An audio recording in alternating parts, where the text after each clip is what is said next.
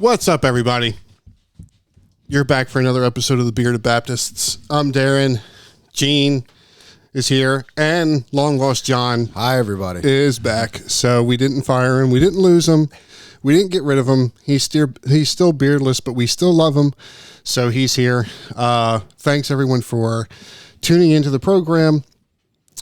Just as a quick reminder, Bearded Baptist is a podcast of Sovereign Joy Ministries.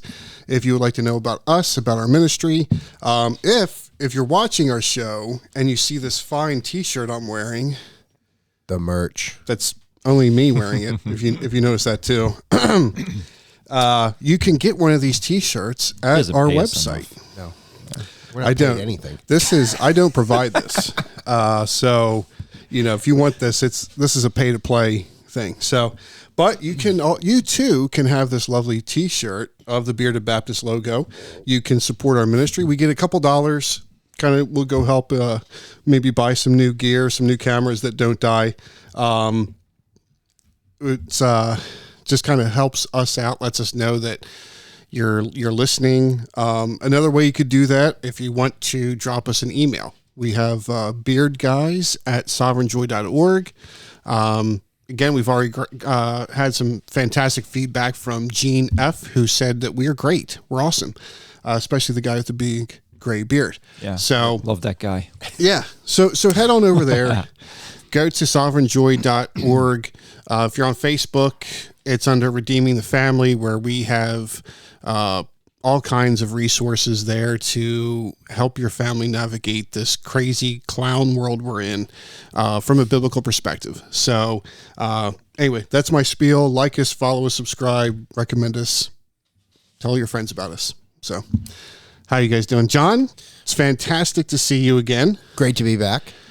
Good. I was watching the episode with Tim, the first part of it. And, was sad to miss it, but man, thought that was beginning of a great conversation, so thanks to Tim. Yeah. And excited about the Harvest Church in Rehoboth. But it's been a good couple weeks. Wasn't here last time because my wife took some well-needed time away from the family because she's a stay-at-home mom and homeschooling. Yeah. Fantastic. So just gave her that opportunity to take like a Thursday night, Friday off. So it was me and the boys just kind of holding down the fort. Nice. How patriarchal of you. I know. Fantastic. Feed the patriarchy, people. That's good to hear. We had a great time with Tim. Definitely have to have him back on the show at some point. Would love to have everybody here. At some point we might have. Can we get him with his Chosen sweatshirt? Oh, man. Yeah. You know what? I don't know what's worse, beardless or Chosen sweatshirts. Probably the Chosen sweatshirt. So that's going to have to come off. But yeah, we had a good time. Fun time, laughed a lot. It was good to hear from him. Hear that the culture down there hasn't changed him at all, so he's still good and straight and all that straight. On the straight and narrow is what I meant, not good and straight. Staying on the straight. That was a slight slip of the tongue there, but they're doing good.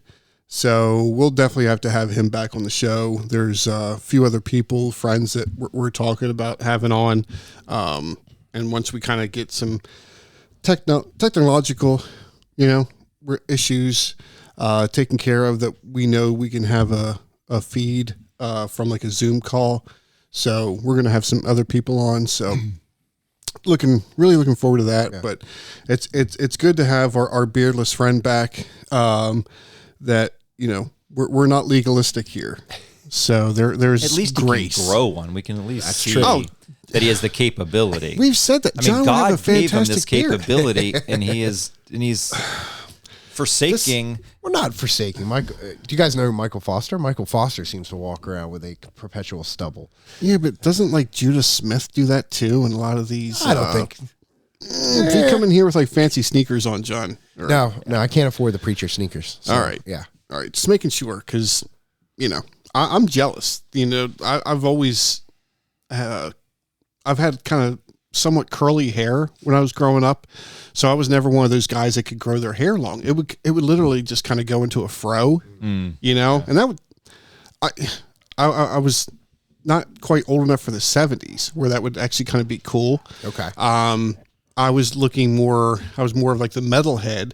And so my friends are like growing out all this long hair. It's all hanging down, and I start to grow mine out, and I look like a Q-tip. You know, it's just all big and puffy. And I was always kind of a little bit jealous of that. So now I'm looking over here at John. You can tell by the stubble, he would grow out quite a righteous beard. You know, probably in about a week, he'd surpass me. So, but that's fine. You know, he's the Martin Luther of the group, the young Martin Luther, and we embrace him for that. So good to hear that Kate had a nice time. Hopefully it was a refreshing time, and that you and the boys had a good time. Yep.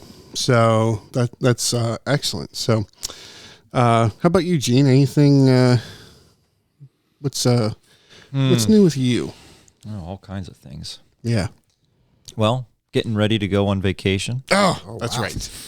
That's right. Yes. Without us. Well, so. hey, 3 weeks. Yeah. Traveling. This is a cross country trek. Well, kind of down through the Midwest, through Kentucky.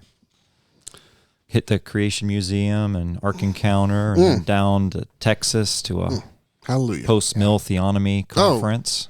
Oh. Yeah. I think it's going to be fun. Praise the Lord. Yeah, we went to the Ark not long after it opened, and the one of the sayings of one of the guides was, "If you weren't born in Kentucky, you had to be born again." So he loved that saying. That was kind of drilled in our head. But I mean, that's a beautiful part of the country right there. So Yeah. It'll be fun. We'll hit some states we haven't been in before, so that'll be neat. Yeah, get some. For those who don't know, Gene and I both RV. We like to glamp, as it were. We don't really rough it. So, you know, I don't like to say that we camp. I guess, is that really camping? I mean, we cook out, we make campfires. Yeah. You know, but it's not that rough. Right. Yeah. We have air conditioning. We have running water. We Yeah. have beds. So electricity, all that good stuff. Yeah. It's a great time. It is a way to kind of get back to things, kind of get out into some nature. And part of this, if you're not in this kind of camping world, is a lot of people get these maps, and as you go and visit different states and camp in these states, you get these little stickers, and you put these stickers on this map.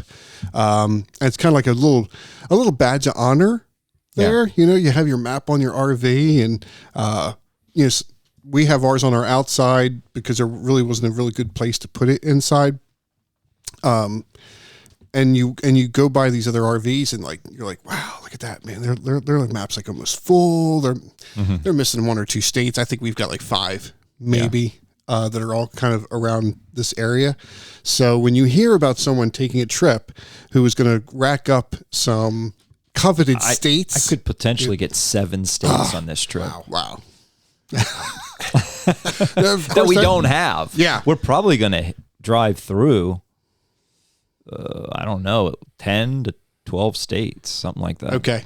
All right. So everybody, again, for people listening and for those who actually RV, everyone has their own criteria for what counts as a state. Like some people you just drive through. If you've driven through the state, count for us. You get a sticker. Some people, if you've stopped in that state, you get a sticker. I think usually the same for us as you have to at least stay a night or so. Yeah, we're going to stay there.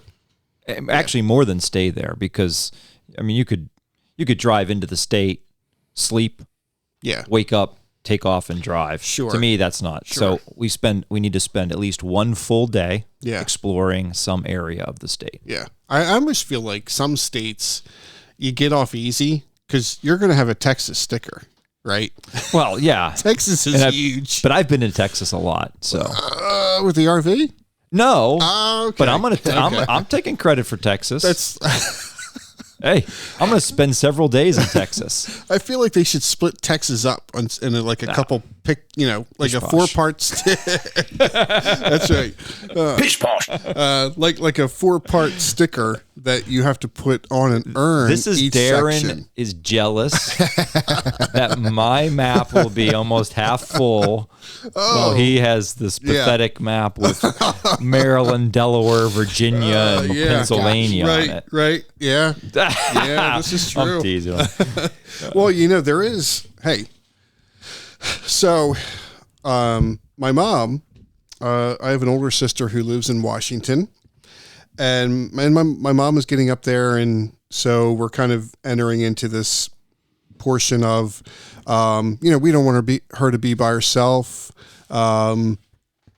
just for not, for her safety, but also just to be able to spend time with her. So we are looking at considerations of she could either come with us, but my sister has also said that, she could come out there. So one option they said was for me to drive her out in the camper.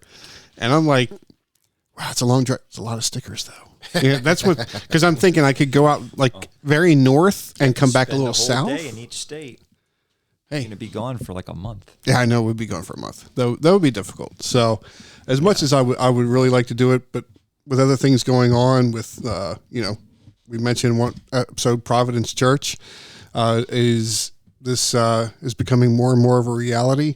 I don't know if I could really be away that long. I don't think so.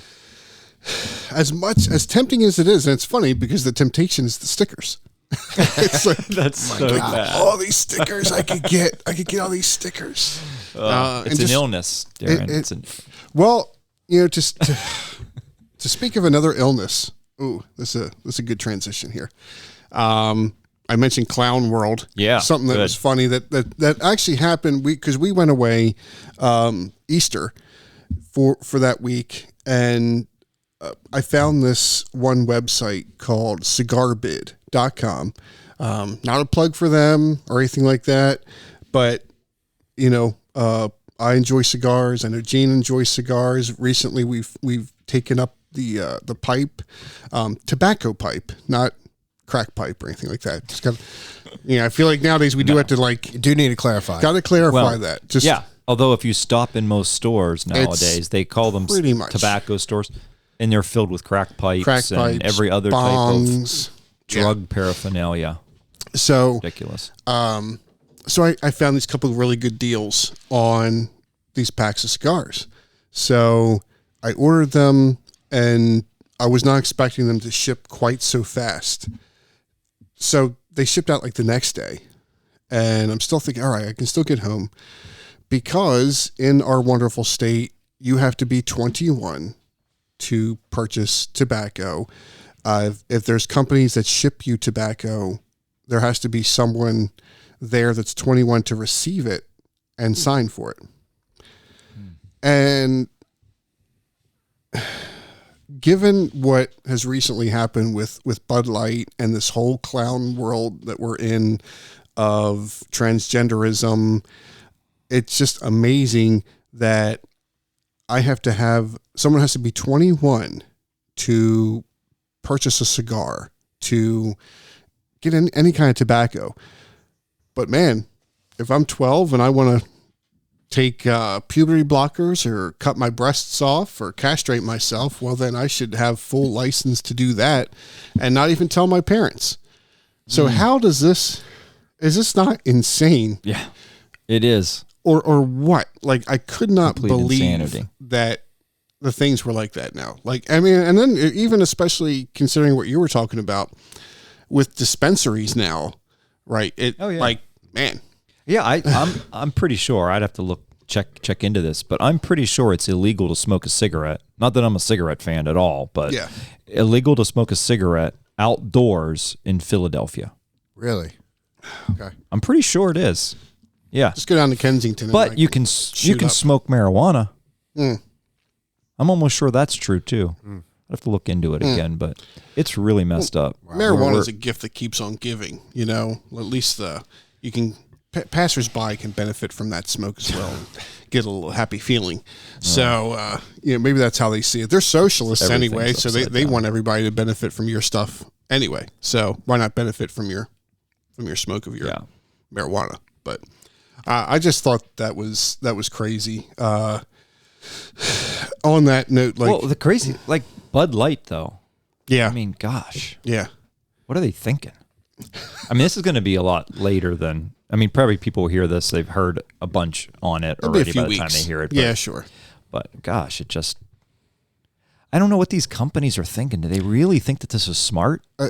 I mean, you got a bunch of rednecks drinking beer and, driving pickup trucks and watching NASCAR and stuff like that.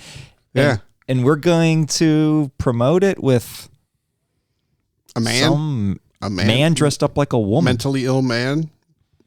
Like, so who? Yeah. Who thinks that's a good idea? Yeah, these companies are just out of touch. I sure hope they lose a lot of money. Well, from a business standpoint, is this a company that has shareholders and other people that have vested interests? You've heard it before about companies that would make a business decision that was horrible, and them being held accountable by these shareholders for the decisions that they make. Now, I mean, the ESG stuff and I don't know around that, but Anheuser-Busch it's all family or what. So I don't know, but right, like what was that board meeting like, where they're sitting around pitching ideas, and they take a look at this crackpot and say, let's put this guy on our cans. If whoever's running marketing doesn't get fired over this, they're idiots, right? Well, they probably got promoted over this. Yeah. That campaign fell through with Dylan Mulvaney, and then they tried to do the patriotic route, and they got hit from the left as well. The Bud Light is just out to sea right now. They've alienated both sides. I haven't even paid attention after it came out. So there was huge backlash to the Dylan Mulvaney. Then they tried to do a patriotic, and then the left was like, whoa. You put forth this individual, and now you're backing away and tried to do the patriotic thing. So they've lost. I'm sure they're losing money hand over fist to try and salvage something, and it's just not working. Well, they should have just stuck with the. What did they used to use?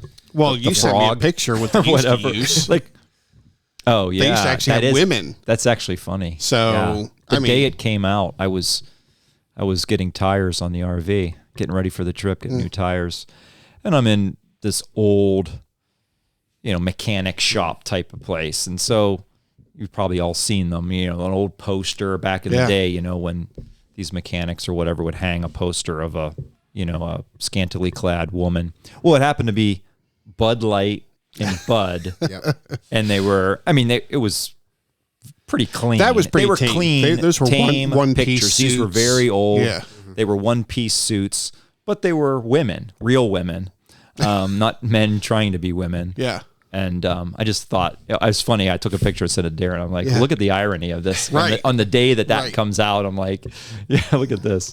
That's the craziness, is because when you look at the percentage of people in America, it's like less than 1%. It's like not even that much that identify as transgender or gender dysphoric.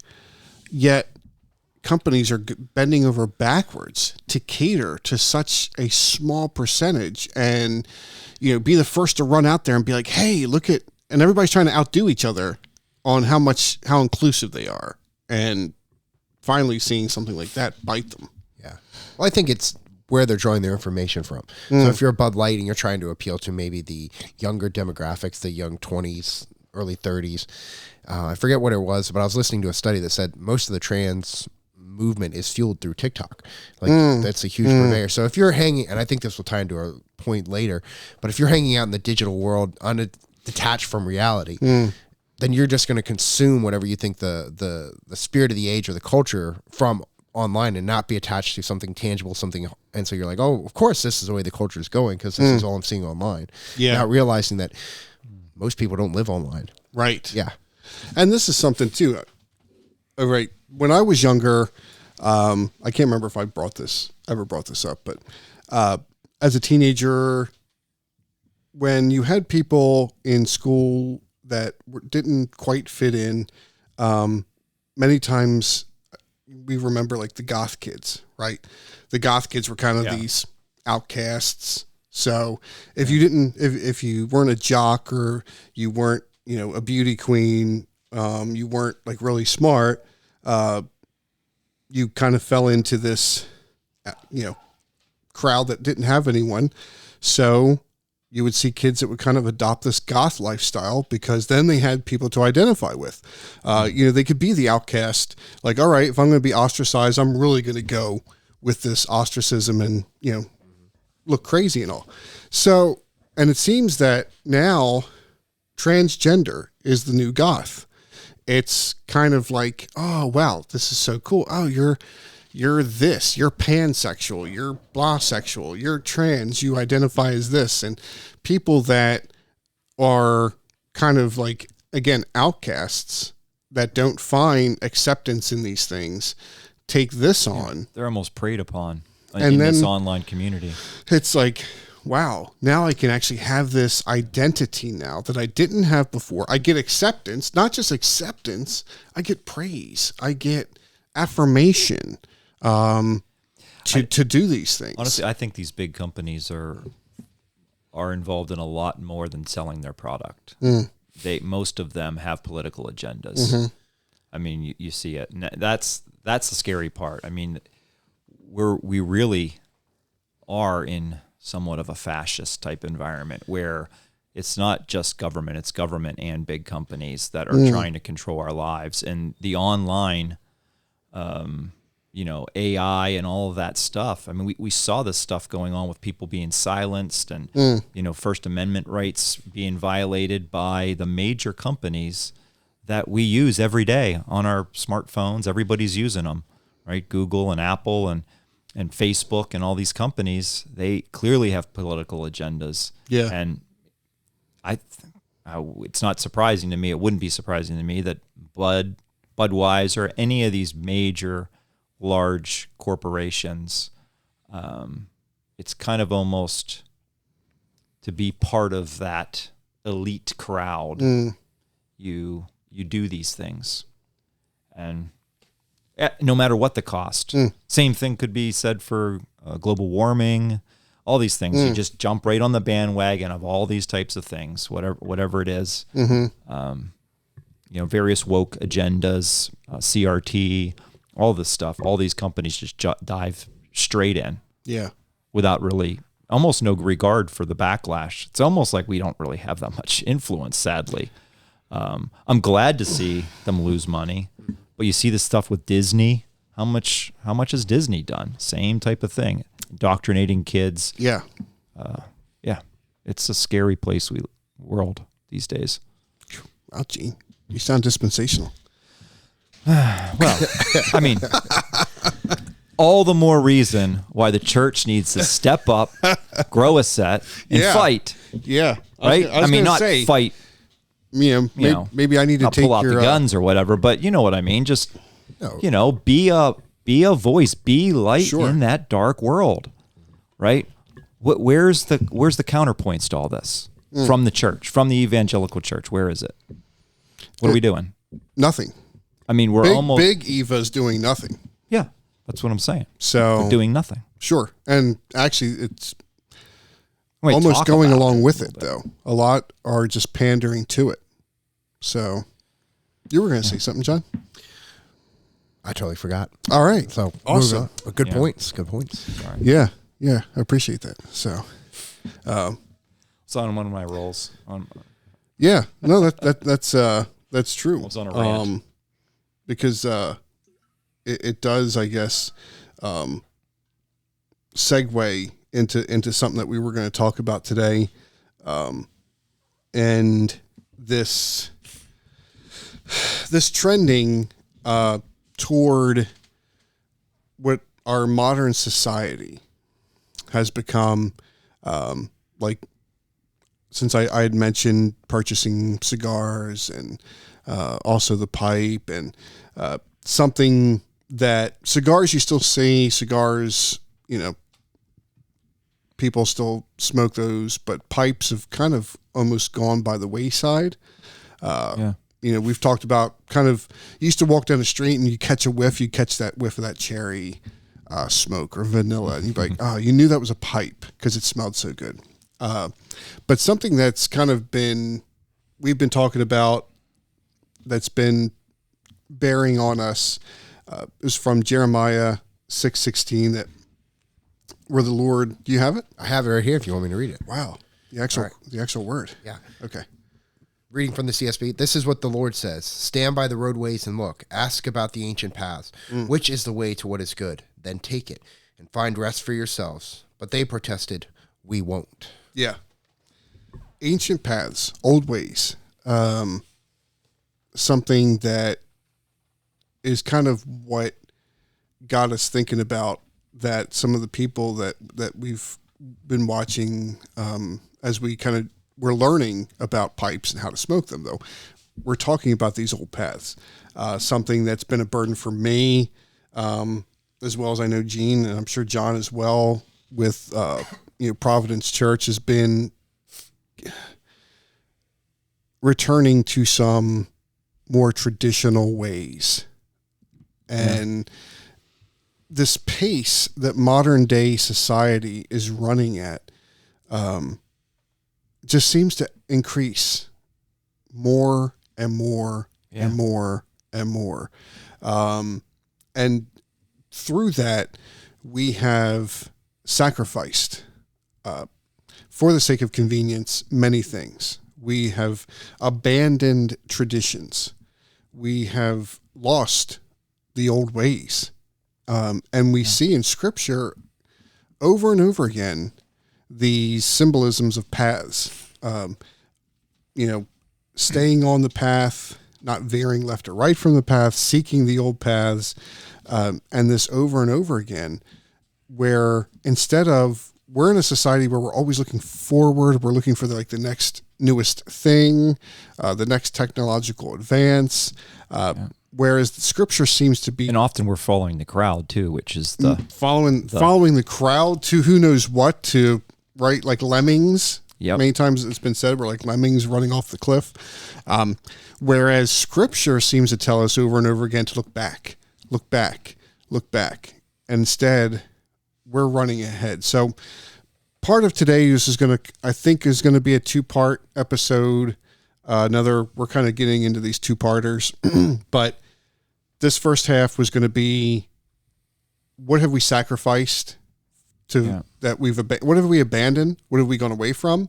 What do all these things look like? But the next episode will be, what can we do? What are some steps you can take to kind of get back on that path to, whatever it is, kind of pull back some to get out of this machine that we seem to be stuck in. That's just barreling forward. So I want to, just kind of open that up. I just add, the good news is that I think people understand this and have seen this. I think maybe it started somewhat with COVID and 2020 stuff. You started seeing a move back to like maybe more people prepping and realizing, gosh, you know what, if there's not toilet paper in the grocery store, oh no, what's going to happen, right? And they start thinking about, well, what if there's not this food, and what if there's not that food, and just so more self-reliance, gardening, or looking for other sources of food, maybe food storage, canning. You couldn't even get ball jars and canning supplies for a long time. I think that I just think that's interesting. I think people are thinking that way because we don't realize what we have given up, right? Like we see this as being advanced, maybe, but we don't realize the cost that's come at. And I think that was one thing that COVID did was, oh wow, what do I do if I can't get this or that?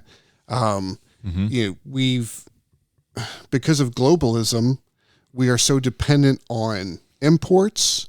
Now, fortunately for us, for Americans in the United States, we could sustain ourselves believe it or not. We can actually grow In almost have our own every cattle. way we can.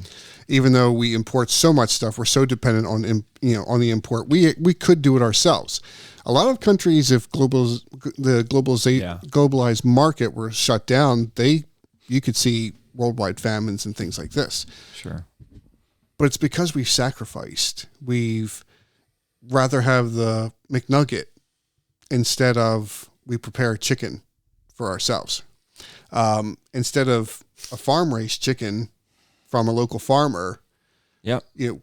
We go to the supermarket and buy a chicken from who knows where with who knows what and prepare that. I think it goes along with this lifestyle. Maybe we've been sold a bill of goods that the American dream has become a nightmare, right? Maybe that's cliche, but I think to a large extent it has. What are we seeing? Men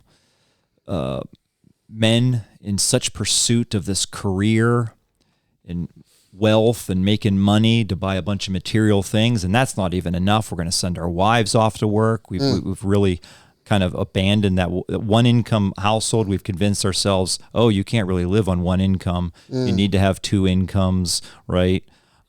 Which ultimately has created a shortage of jobs because now you've doubled, nearly doubled the number of people in the workplace. So what happens? You have less jobs, more demand. What happens? The amount you get paid goes down because of that. We're shipping our kids off because, of course, there's no one there to take care of them. Then you need convenience to do all the things that the stay-at-home mom would have done in the past. We don't teach any of these things in schools anymore. I mean, men don't learn anything about shop class. They don't learn how to fix anything or do anything like that. Women or even men too, boys and girls, when I went to school, they still had home economics. You learned how to sew and you learned how to cook and you learned how to do all these things. So many girls aren't being taught to cook. Their mothers aren't there for them because they're off working so that they can live in their McMansion. And, one day you wake up, the kids are a mess. They're on, drugs to help with their anxiety and every other problem. They've been neglected. The parents don't know each other anymore. Divorce rates through the roof. And we're like, oh, wow. Hey, we've got, the BMW in the driveway and we've got the nice fancy house and for what exactly? It's like reminds you of the verse, what does it profit a man if he gains the whole world but forfeits his soul? Yeah. And I feel like in many ways that's what's happening because with the parents not around, social media steps in. Absolutely. Right? The government steps in. So the government and the indoctrination is happening through social media, through the school systems. That's something that this is parents, depressing. This is depressing. It's part. It's a depressing episode. Hang on for part 2. They're going to have to wait a week just to recover from this. Well, good things are worth the wait. No, so. Okay. But you're asking what did we give up, and Gene's kind of hinting at it. But if you look at the verse, it says the question that's asked is which way to what is good, and then take it, and you will find rest. So what have we given up by not returning to the old? We've given up what is good, and we've given up the rest that comes from following what is good. And I think that's what we're experiencing in the culture. We think that we're giving liberties. We think that we're getting advantages. And I forget who I was listening to, but he said what you're actually taking when you're consuming culture is you're being paid for your slavery. Because you're saying, all right, well, I don't want to learn how to do this anymore, so you do it for me. Yeah. And I think I'm experiencing liberty, but actually I'm paying for my slavery.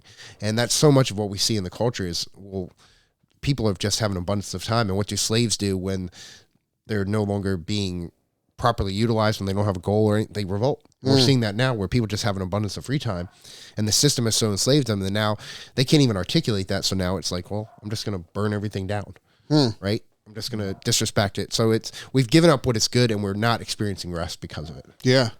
Yeah. Well, we've been sold that the other stuff is good. Yeah. And we've started to believe it. Yeah. The demonic in the world can't produce what is good. So they offer imitations and counterfeits and saying that this is good, and we're so steeped in our junk and our sin that we can't discern because we're not following the ways that the Lord has laid out. Right. Trusting in his structure and trusting in the way he's arranged everything because he's the creator of it. And he says, this is the way it should work. And so Satan always comes with an imitation and a counterfeit. And we're just back in the garden. Well, did God really say? Yeah. Then I'll experience that. But sadly, too much of the church is like this too. I mean, I'm burdened by it. How many examples are of people, couples, families in the church have their kids in public schools, have both parents working, are in the rat race, doing all these same things. There's just, just on the surface, some of that stuff doesn't sound that bad, but there's so many other things that just pile on to it. Like all the cause and effect stuff. You're going to sow what you reap. Yeah. Right? Yeah. Reap what you sow. That's backwards. Exactly something that we've been experiencing in our own home as my wife left the workforce, and we were studying the book of Judges while we were doing that, and it says that the previous generation didn't instruct the current generation. So everyone did what was right in their own eyes. And yet, you're talking about, and we've talked about this before in other episodes, what is the goal of the church? Well, it's to equip the saints to do the work of the ministry. And yet, when you read Titus, Paul tells Timothy this. He says, this is the way that the faith should be lived out. He says, in chapter 2, he says, but you are to proclaim things consistent with sound teaching. Older men are to be self-controlled, worthy of respect, sensible and sound in faith, love, and endurance. In the same way, older women are to be reverent in behavior, not slanderers, not slaves to excessive drinking. They are to teach what is good, so that they may encourage the young women to love their husbands and to love their children, to be self-controlled, pure workers at home, kind and in submission to their husbands, so that God's word will not be slandered. In the same way, encourage the young men to be self-controlled in everything. Make yourself an example of good works with integrity and dignity in your teaching. And so much of what the church isn't doing. And you talked about home economics. Part of the discipleship process that I'm becoming more convinced about is taking that young couple and then saying, all right, do you even know how to do this marriage thing? Do you know do you have skills? Do you have tangible things that you can work toward? Can we teach you to do that? Put your house in order. Yeah. And then I think it's huge. Yeah. That if you look at that, it's absolutely what's missing. I mean, we'll go to 15 Bible studies or whatever. All that stuff's good. I'm not saying Bible studies aren't good. Of course they are, but neglect all the other pieces. You know, the women's ministries and men's ministries are just another Bible study or just another version, right? And I think that there's a place for some of those ministries, but maybe they should be more about the older men teaching the younger men how to be men. Well, and the older women teaching the younger women how to be women, how to care for their husbands, how to care for their household. I mean, all the stuff that you see in that. Well, no, I was going to say that, and there's a book on Darren's desk here called Critiquing the Critique of Modern Youth Ministry. So that teed that up because why isn't that happening? Well, Darren, tell us. Well, that's really something because, and this was eye-opening. I had no idea I was going to do that. Yeah. In fact, I'll hold it. Maybe. Oh, that's your camera. Sorry. And this will be a link on. It's a short little. It's almost like a booklet. Very easy read. Yeah, very easy read. I listened to it first. It was on the recordings on Canon Plus. Doug Wilson in Moscow church, Christ Church out there. They had this. I listened to it and I had to buy this because I wanted these stats that he uses in here. Because these were things that were like totally eye-opening to me that I was not aware of. The origins of age segregation. I grew up in the church. We had children's church or whatever you want to call it.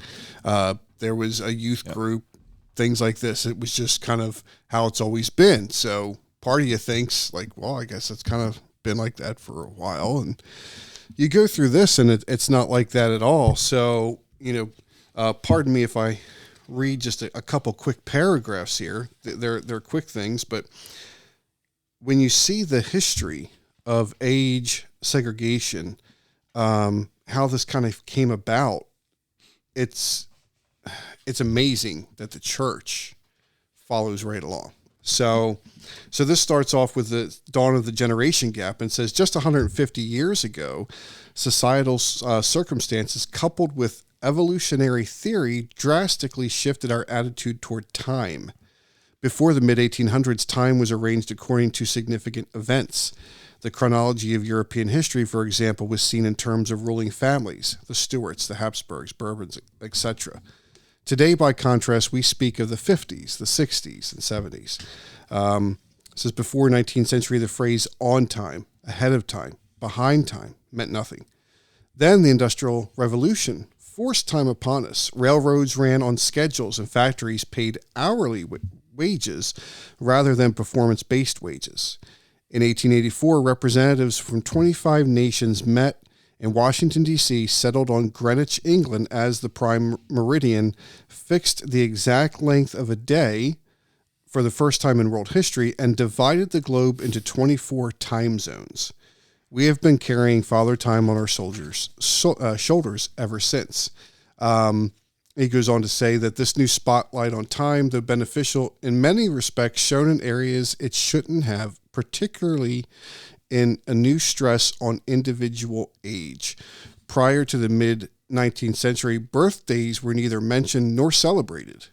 My kids won't be happy to hear that. Age wasn't even included in the 1850 census. It simply wasn't considered to be important. It wasn't uncommon to graduate from a university at age 17 or age 28 or any age in between. Students matured at their own rates.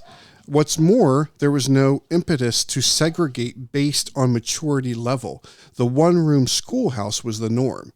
Even in social gatherings, children who were considered to be miniature adults mingled with people much older than themselves. It goes on to talk about Horace Mann changed this first in the classroom by fastening students to a fixed learning pace. Consistent with the onset of evolutionary thinking, progress had become synonymous with the passage of time. For the first time ever, students were segregated by age. Based on some dubious demographic norm, they would be judged ahead or behind their peer group. Normal was an arbitrary standard superimposed upon the wealth of data that indicates wide disparity between rates of maturation. He goes on to say here, I'll read this other one real quick. At the turn, let me see something real fast. Okay. At the turn of the 20th century, Granville Stanley Hall was championing his recapitulation theory. This is really where things get interesting. Using social application of Darwin's work in biology, Hall suggested that individuals evolve through the same stages through which human history has evolved. The child repeats the race, he wrote. This is a great biological law. Hall associated infants and toddlers with pre-savage periods of human history. He consequently counseled parents and teachers to leave their young children to nature and encourage play, which fosters motor development. A crisis transition period led to the pre-adolescent years of 8 to 12, which were likened to the early pygmies and other savages. These children could be drilled and disciplined in school. He claimed that another period of crisis came at adolescence, which he deemed the most critical period in one's life. In 1904, he developed this recapitulation theory view of adolescence in his greatest work, a 2-volume tome titled Adolescence, Its Psychology and Its Relations to Physiology, Anthropology, Sociology, Sex, Crime, Religion, and Education. Yeah, a lot there. Well, and then I want to show real quick where this goes. He says real quick, he starts to tie this and kind of where this really peaked. He just doesn't mention this one. John Dewey, who is Hall's most renowned follower, applied these theories to the public school system. So this is where we're going to kind of start to see this. Dewey, considered by most to be the father of modern public schooling in America, taught a generation of teachers and school administrators through his laboratory school for progressive education at the University of Chicago. Dewey's prescriptions were implemented in schools all over the country. In order to isolate this crisis period, remember there was these several crisis periods of adolescence, he created high schools to segregate the teens from other children and from adults. So it goes on, within a generation after Dewey, we saw for the first time in the history of the Western world an adolescent subculture. By the 50s, teens had their own music, literature, style of dress, language, and etiquette. Generational differences, hitherto unheard of, became obvious. This was the fruit in our society of the philosophy of youth that emerged at the turn of the century. By this time, Hall's philosophy of adolescence dominated our culture. It says the youth of the 1950s admired the likes of James Dean and Elvis Presley, while their elders loathed them. Dean's famous movie Rebel Without a Cause carries the theme that the nobility of youth suffers at the hands of an evil older generation which lacks understanding. Sounds a little familiar. When Elvis rose to fame, the generational clashes which ensued over hairstyles, dress, and attitude became legendary. He goes on to say that we see in our present day that the youth subculture has become the dominant culture in our society. In terms of culture in all its form, art, dress, music, etiquette, and entertainment, we are confronted by the values of youth wherever we turn. Advertising either appeals to young people or to older people in a way to make them feel young. Television follows this same pattern, and most music is purchased by people under 20 years old. Today, children are brought up to make the most of their youth, and high school is perceived to be the pinnacle of life. Young people dream of being high school seniors, and when they reach age 18, they are on top of the world. What's worse, the world bows down to them. By age 30, we are already past our prime. We begin the frantic post-20s pattern of fitness, facelifts, weekend recreation, and spicy relationships which make us feel young again. Late 20th century America is not allowing itself to grow up. Even in the church, we have established a pattern of perpetual regress that is tearing down the last vestiges of maturity that our fathers labored to achieve. He goes on to show how this age segregation that was first in the public schools, that is based in evolutionary theory, then progresses into our churches in the forms of children's church, youth ministry, so that basically these young people are never around older people. They don't learn these old ways because we've segregated everyone now and put them into these tracks, so to speak, where we gauge their development, their maturity, and whatnot. So it's amazing to see. We talk about feminism. We've talked about that before, that permeating the church. But when you start to see things like this, it's like, wow. Yeah. It's heavy. I mean, I learned something there that I'd not really thought about, but now it's like, wow. Yeah. Wow, this is significant. Yeah. It's really, I mean, that's affected every aspect of our lives.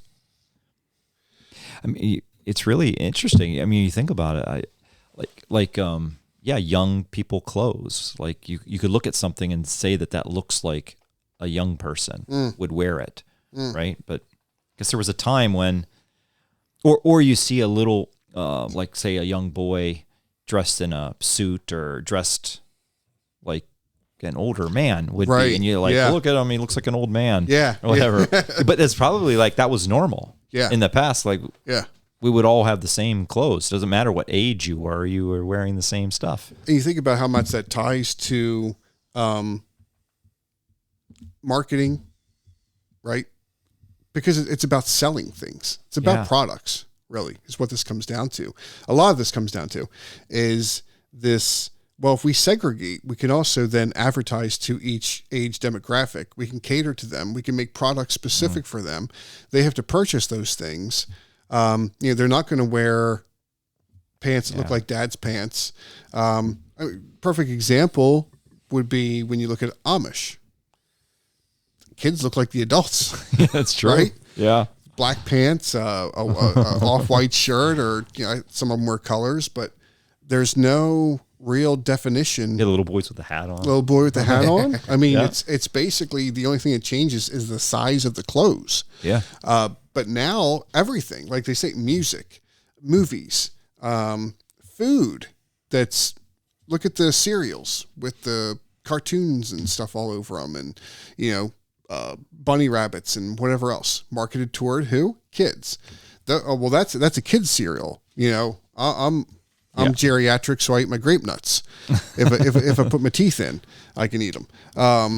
But you know what I mean? So there's things like that. Again, all this at the same time, because we are slaves to the consumerism. We're slaves to, okay, well, these people make my clothes, right? We don't have the society now where, okay, I live in a town. We were kind of joking because there was a tobacco distributor that kind of had that small town general store feel of these jars on the wall. You could picture going in and like penny candies back in the day, or the licorice in the big glass jar with the lid and the little. Yeah. And there's places where you would go in and, there's Mr. McAllister's runs the general store. So I'm going to go get a 5-pound thing of sugar and some flour. And at the same time, I'm going to get a pound of tobacco and some beef jerky and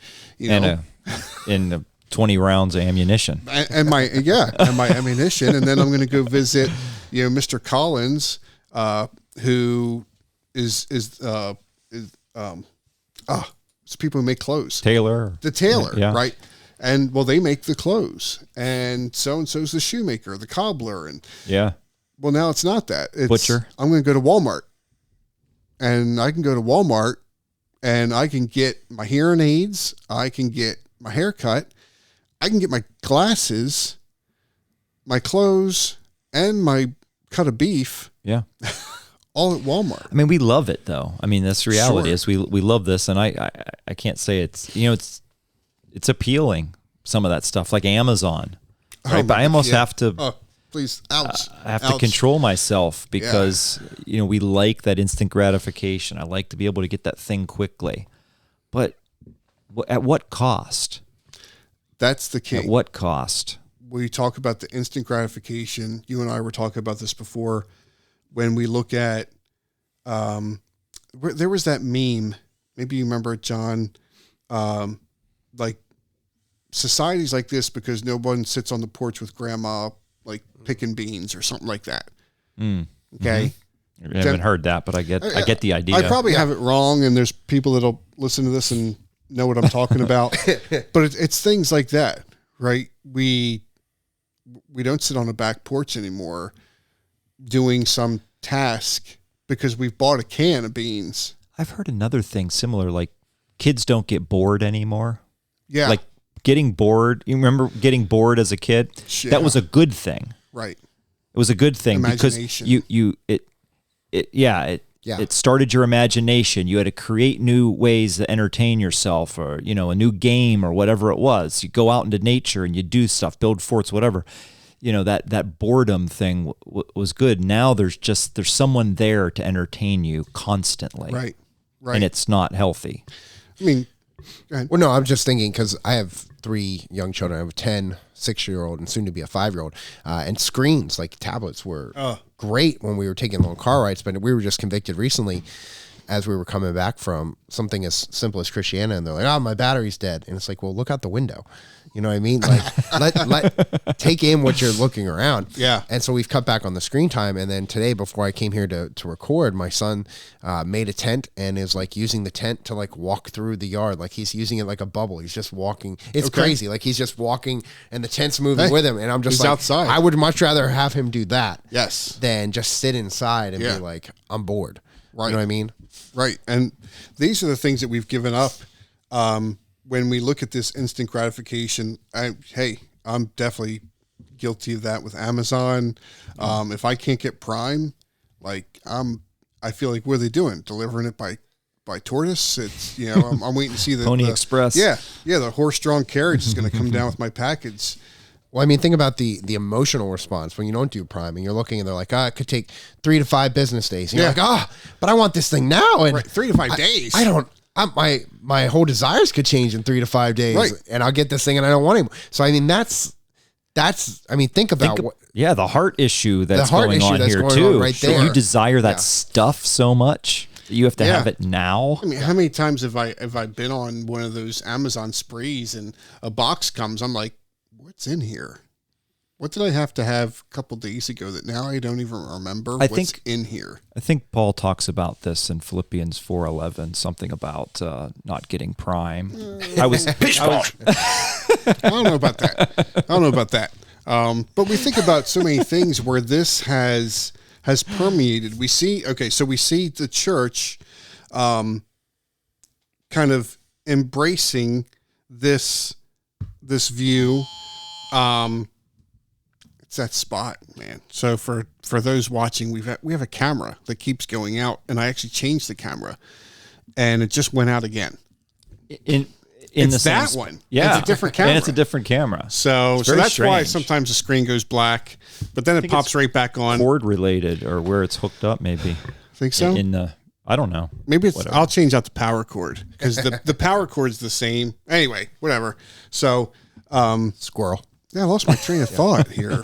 Sorry. Okay, so the church embracing these things, and this where instant gratifications, we see this play out with social media, right? Social media replaces genuine, like, face-to-face. Yeah. I mean, social media is great for connecting with someone on the other side of the country, and that was maybe like the original part. Now it's replaced me walking across the street. Yeah. I mean, how many times have you had conversations with somebody? They're like, oh, did you see my post? And you're like, no, because I wanted to talk to you about how your day was. I didn't want to read your post and have the preface before the conversation. Like, yeah. I'm huge. It's the imitation stuff you were referring to. Everything's imitation. Even our relationships are imitation. I am so guilty because I'm a text guy. I prefer communication through text. Really? And and Gene's not, because I'll text Gene and he's the guy that calls you back. You know? Like, and you're sitting here thinking, I texted. If I wanted to talk, because I didn't want to talk to you, I would have called you on the phone. I know, but I get the message. Give me the text back. I don't care. So Paul does that. Paul Northern. Well, I mean, you're seeing this in the business world, where there's managers. I have where you're training your staff and you're telling them how to answer a phone call, and they experience legitimate anxiety because they're like, "Oh, I don't know how to do that. I don't know. I don't know how to have the conversation. I don't know how to conduct myself. I don't know." So I would much rather just send the email and have the faceless interaction. I'm like, well, part of talking. Sure. Keyboard warriors. Customer is an 80-year-old woman who doesn't have an email. You got to give her a call. Like, there was the time before that where if you wanted to mouth off to someone, you had to do it to their face, and you ran the risk of getting hit. Right? But nowadays I can hide behind my keyboard and I can say all kinds of vile things. Someone's probably writing some to you right now. They probably Gene F is probably saying, I take that email back. We're going to get so many negative comments about the thing we took about the camera. They're going to be like, get back on topic. You know what? I'd be happy with any comments at this point. So besides family. Are you keeping track of the so this episode was supposed to be about where we've gone wrong with, correct, with deviating from the old ways, the old paths, right? Right? So how many have we covered so far? Where have we gone wrong? Well, I think we've talked about the emphasis on youth, on things being kind of new and brand new. We've talked about instant gratification. Yes. That's a huge thing. Sure. Big company being reliant. Selling our souls basically to big corporations and big government. That's going to take care of you, and you don't realize how ingrained they are in your lives. We talked about the imitation rather than the actual. Yeah. That's how we kind of started the conversation. Yeah. So social media, we're now on with the imitation relationships. Yeah, because that's really taken a broad scope. We don't have intimacy. We've got Pornhub now. We don't have asking people on dates. We've got Tinder can do it, or a message can do it instead. We don't have real get-togethers. We have Zoom calls or Facebook groups instead of actually getting together. Yeah, there's I don't know if we can put in the show notes or a link, but there's a great video on Canon Plus between Doug Wilson talking to Michael Foster, and the videos why the generations hate each other. And it talks about how there's this breakdown between the boomers talking to Gen X and millennials and then Zoomers. And Michael talks about actually having to take guys that can't make eye contact. They're so just because everything is so on the screen, and they're so afraid of making mistakes, and they're so they're like, just give me the book and give me the answers. And so that's a great video that I would highly recommend as kind of a supplement to this conversation, because I think that's going to help you navigate some of this stuff as well. Yeah, I'll write that down because I'll forget, because my mind has been trained by Twitter and my short-term memory now because of scrolling Facebook. But I mean, but going back to, you read that from Critique of Youth Ministry, there's that emphasis on time. Just that things are moving. Oh, you hear it all the time. We're in 2023. Our values should be different. Just because time has passed, right? That somehow the forward motion means things are improving. That goes into a utopian view of society and progress. But I remember this quote from Mere Christianity from C.S. Lewis, where he said, "The progressive man isn't the one that keeps moving forward. The progressive man is the one that sees that the group is heading off the cliff and then turns around." So the progressive guy is the one that realizes, hey, we're heading in the wrong direction. We need to turn around. We can't just keep moving forward. Yeah. Well, I was one of my favorite all-time theology books is Dogmatic Theology by W.G.T. Shedd. Was a guy from the 1800s. He's just amazing mind thinker. Some old-fashioned, out of date stuff, right? Yeah, it's old stuff. 1800s? Pish posh. Pish posh. So, terrible. But when he talks about, I think it was in his chapter section on anthropology and talking about man, and he was saying that the Christian man is not actually our pursuit is not a state of progression, but it's really a pursuit of regression back to the primitive, back to Adam's original state. That state that God created him in. Our sanctification is actually a regression back to that, back to that original state, and back not to what it really means to be human. Yeah, God makes us fully human when we're saved. We think we're becoming more liberated, but actually, it's when we're saved and we're being sanctified that we're becoming truly alive. Right, becoming truly who we are, and it's a return to that. Almost like Paradise Restored, right? The return to Eden, the Edenic state. Whereas our society is progress, push forward, greater, bigger, faster, stronger. The Bible tells us, look back, remember the old ways, remember. You should maybe note that book too. I think anybody that would, and we've mentioned things like post-millennialism, stuff like that. If you're interested in any of that end time stuff and you want to learn more about post-millennialism, I think that book is good. It's such an easy read. Yeah. It's Paradise Restored. It's called Paradise Restored by David Chilton. Good book. Yeah.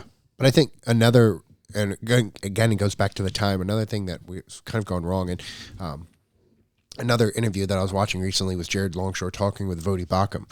I saw them all. Yeah, and Vodi says, and Jared asked Vodi kind of where we went wrong, and Vodi says that not only are we scripturally illiterate, we're historically illiterate. Yeah. We have no concept of where we are as a people in time and place and who's gone before us and how we can learn from them. Everything, back to that instant gratification, everything is just now. And if you read the book 1984, that's how they wanted history. There was the great before, but there was only ever now. And you judge everything historically by now. That's what, and then you see that what we're doing in the culture. That's why we're taking certain books and changing them or taking down monuments or doing whatever. It's because we're judging everything by now and not going, hey, can I learn from this person? Or maybe this is a product of its time, but I don't need to change it. Sometimes we see our faults by preserving the ugly things. Yeah. And it's just where we are. We're just adrift. Well, we've talked a lot about if not everybody's too down by now. But depression. I think we've given people a lot of stuff to talk about, things that, and think in your own lives, examine that. A self-examined life is, proper to take stock and look at things in your life of how identifying these things that we've talked about, getting caught up in materialism, getting caught up in, the consumerism and things like this. So instant gratification. Just so being in the rat race, everything's faster. I got to get here. I got to rush there. I've got to get the kids to soccer. I got road rage because somebody cut me off. They're driving too slow. It just fuels this kind of anger and anxiety that we see so much. So next week we'll take a look at what can we do, what steps can we take to kind of begin to get out of this. Things from the benign to maybe even things that are more drastic. Who knows? That's going to be based on your personality and if you like to take risks. But I think it'll be fun. So I think that's going to be it for now because we've kind of been going on. But thanks again for joining us. We'll see you guys next time.